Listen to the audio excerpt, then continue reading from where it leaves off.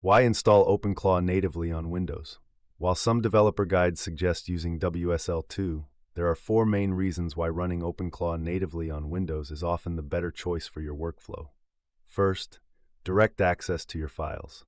OpenClaw functions as an agentic AI, meaning it needs to move, edit, and manage your project files. When you run it natively, it has direct access to your Windows file system.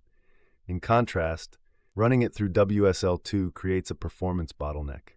Every time the AI tries to read or write to your C drive from inside the Linux container, it hits a speed penalty. Plus, native installation avoids the common permission errors that happen when Linux-style commands try to interact with Windows folders. Second, better system integration.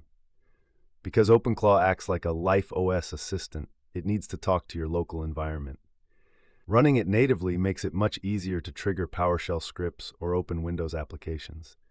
You won't have to deal with translating file paths, like converting a standard Windows folder path into a Linux mount point, which is a common reason why AI scripts and automated skills fail. Third, lower resource usage. WSL2 is essentially a virtual machine running in the background. By default, it can reserve up to 50% of your system's RAM just to stay active. By installing OpenClaw natively via node.js, you only use resources when the program is actually working. This keeps your machine faster and avoids the headache of managing a second operating system. Fourth, simpler networking. OpenClaw often needs to connect to services like Slack or WhatsApp.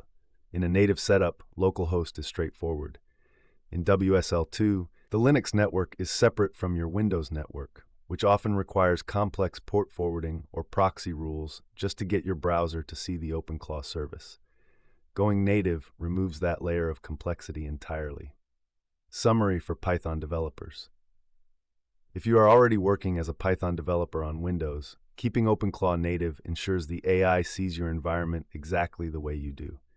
It prevents the AI from getting confused by the boundary between a Linux container and your actual host machine.